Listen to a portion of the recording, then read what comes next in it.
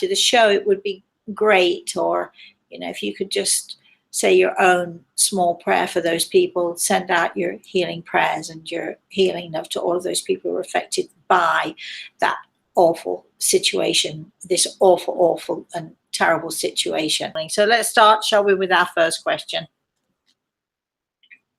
Okay, we actually have just a request. Carrie, her daughter, yes, is minutes away from her C-section, and she says to please pray for a healthy baby and a quick recovery for her daughter. I certainly will. My daughter, Carrie, had C-section, and it is a bit scary. I know it's really scary, but actually they do these things all the time. I will be sending healing as we're speaking. Gregor is putting his hand on my shoulder, tells you not to worry, darling. Of course, you're going to worry. You're a mum. That's what we do. Please let us know, the results, because we're always keen to have good news. There's so much bad news about today. It's always a place for the good news and the positive stuff. All right. So, Al, let's have the next question. Can we have the next question? We don't have a lot of questions yet, but we do have some good mornings from Starshine 68. Good morning, Starshine 68. Let's get those questions rolling in. Otherwise, we're going to have to just quit early. I was hoping for an email from Carolyn, but I didn't get it. I know that lots of people email us questions, but that's okay. So we do have one question. Let's do that then. Okay, so Sharon, her husband sadly passed away in November. Good morning, Sharon. She said herself and her grown children have been hurting. What advice can the spirit world give to help her and her children heal? Well, it is tough. Everybody grieves differently, Sharon, and I can give you some great advice which may or may not work for you. Everybody grieves differently, and I hate it when people say to me, when I'm hurting, or if I'm needing something, somebody says to me, "You've just got to give it time." I just want to pop them on the nose. I just want to say, I hate that when people say you've got to give it time, because you're hurting now and you're not interested in, what's going on in the future. You want to do something with the hurt that's going on with you at this moment in time. The best thing that I can say to you, you've obviously got a good family, a close family. And when you can sit all of you together and you can talk and just talk about, take your family down memory lane. When I'm sitting at the bedside of someone who is about to leave us, and I have all of the family sitting around. Sometimes, we have dozens of people, and sometimes we just have 2 or 3. And I always find that it's very helpful and that it's very useful. And I take people down what I call down memory lane. And we start to think of all the things, and everybody starts to talk about, do you remember when we did this? And do you remember when we did that? And memory lane, the exercise of memory lane is really, really great, because even though you're crying, you start laughing, because when you have spent a lifetime with someone, and you've obviously spent many years with your husband, darling, when you spent a lifetime with someone and you've had kids and you've had all the angst and all the stuff that goes along with having children, they're going to be bad. There's going to be bad stuff. There's going to be good stuff. There's going to be a lot of bad stuff that we can laugh about, that we can giggle about after the event. We can always see the funny side of things. And so taking, your kids, just, go out, get a drink, or invite them over for supper or something, and just take them down memory lane. Do you remember when we did this? Do you remember when we did that? Of course, it's not going to take away the grief, but it's going to alleviate it just a little bit. It's going to lift your heart when you start to think about all the funny things that happened and all the ridiculous things that your husband probably did and said over all the years you've been together. And he's a man, so we know he did some silly and ridiculous things, don't we? You start talking about those things, and you start talking about all the things that with affection and with love, And if you cry, it's really okay when you cry and remember these things, because, you know, crying is a part of the healing process. You've got to cry, and you've got to let that pain out, but you've also got to let your children and your family see your grief. Do not keep it locked inside. This is the biggest thing I tell people with, you know, when I have my patients or when people are suffering in this way.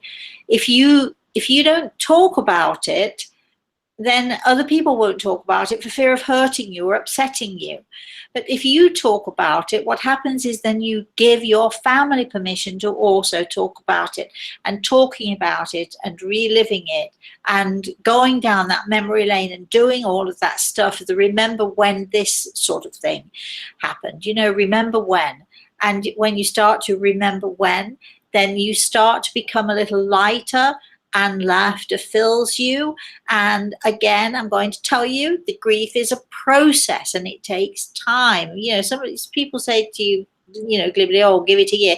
No, some of us, we need a lot longer than a year. Some of us, you know, we never fully get over a loss like this, but we learn to live with it. So it's not a question of getting over something, it's learning to live with something. So if I were you, I would have your family nights, or maybe even 1 or 2 nights a week, when you invite the family over and you go down the remember when route, and eat and drink and do all the fun things that your husband loved to do with your family too.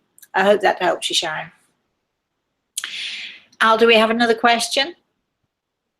Yes, Liz would like to know. Good morning. Good morning, Liz. How would you know what your soul's purpose is in this lifetime?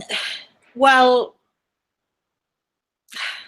again, it depends on the person. If you're a person who meditates, you might discover your soul's purpose. If you're a person who is introspective, because you do need to have some introspection to understand yourself, to know yourself, and to know where you should be and what you need to be doing here. You know, I think if you really want to know, and then you have to spend some time searching your soul, looking for the things that you like, looking for the things that you like to do. If you give me the name of this person again, because Gregor is giving a message here. Who is this, Al? This is Liz. Liz, you know, you might want to think about healing of some kind, maybe healing with animals. You know, we all of us have a purpose. That purpose might be to be the best mother we can be. It might be to create the best family that we can create. It might be simply to be able to smile at people in pain, or to hold someone's hand from time to time.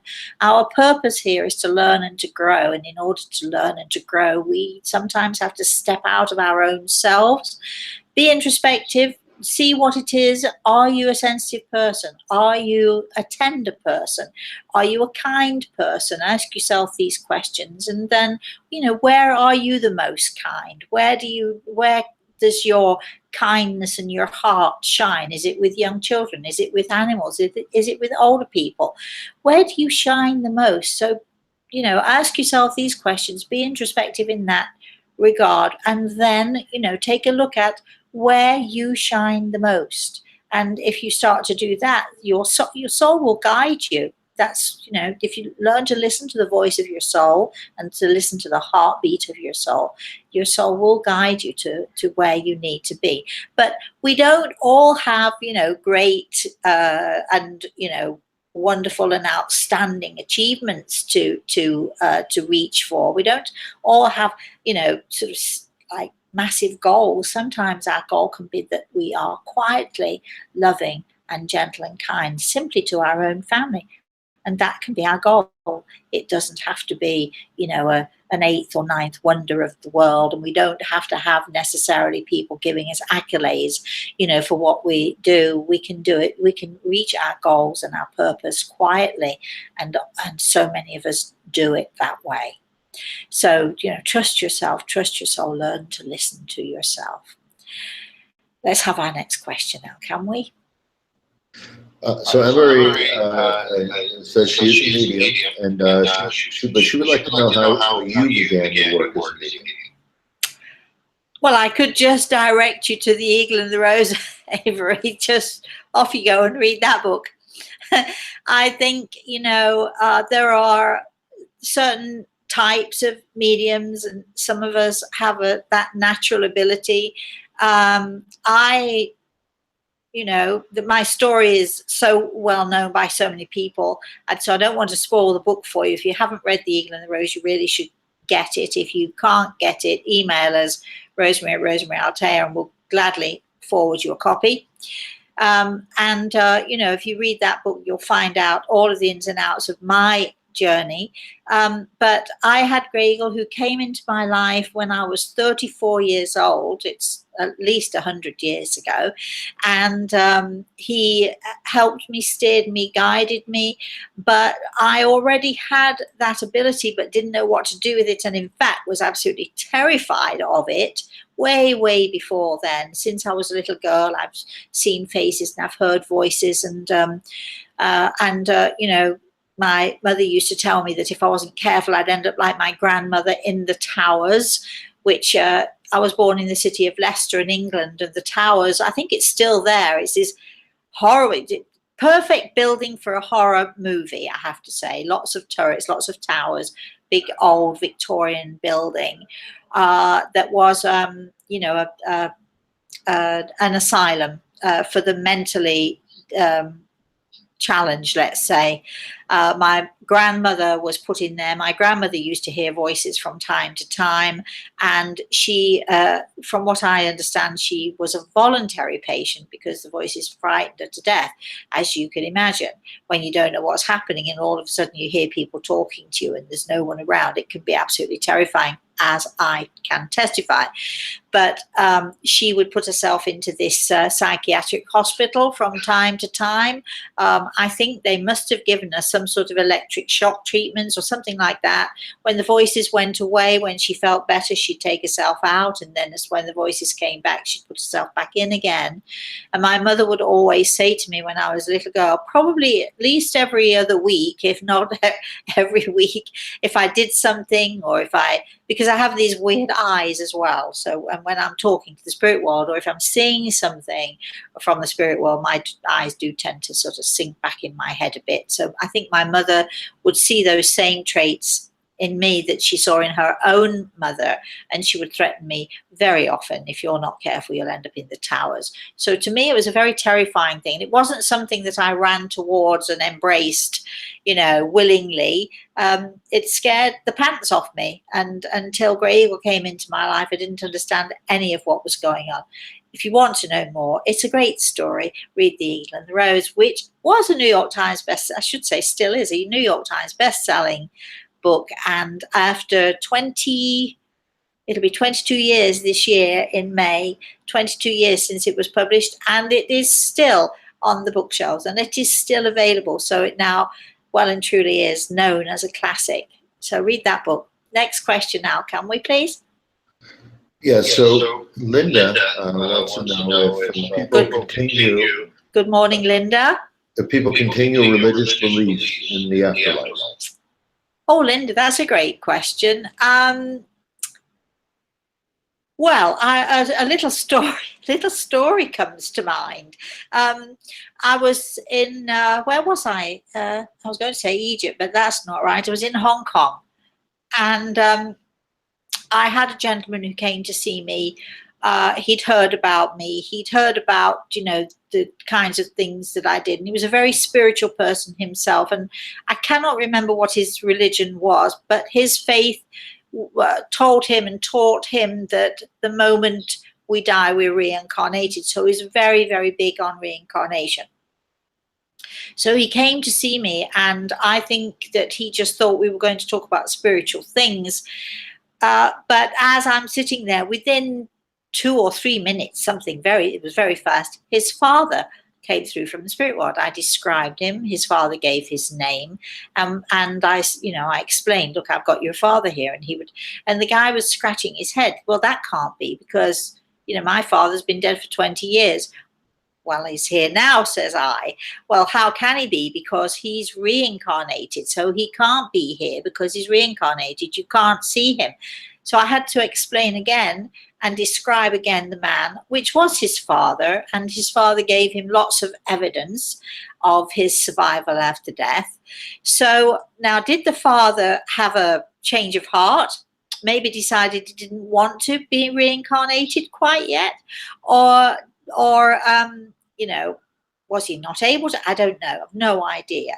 But I'm pretty sure that for all of us, myself included, I'm pretty sure that when we pass into the spirit world, there are going to be some of our ideas and thoughts, and often religious based. I hate the word religion because it means so many different things to different people, but spiritual things and spiritual ideas that we have, I'm sure that they're going to be overturned somewhat, and I'm sure we're all going to find out, including myself, that we got it wrong somehow or another. But isn't that all part of the wonder of it? And the wonder of continuing on is finding that, well, we're of this earth and we don't know everything. And there's much more for us to know and to learn, which might change our idea of things. And so the possibility of your changing, all of us changing our religious beliefs is high. I suspect, though, that there, for those of us who have our strong beliefs, I suspect that we're right in many, many ways, and in some details we're very, very wrong. That's what I would think. So we're going to find out, that sort of thing. All right, Al, let's have our next question, can we? Yeah, just an update from Sharon. She said thank you for the advice, and she's going to do that with them, and she thinks it'll help. Oh, great. That's so great. Memory lane is such a good thing. And for all of you out there who are, who have someone in your family right now, or even a friend, and they're in hospital and they're going through that dying process, it's great to get the family talking. Do you remember when this? Do you remember when that? And the patient will often join in. I've had patients who have been literally minutes from dying who have laughed at some antic or another that one of their brothers. I remember in Bennington, which is in wherever that is, Vermont, and I remember having a family come, and there was a young man who was dying, and his brothers were all around him, and they were all talking about, do you remember when we went into that field with that cow and got into scrapes and so on? And as ill as this young man was in bed, we all heard him chuckling. And so don't just because you think someone can't hear you, don't, when they're in that process of dying, they can hear. Going down memory lane is a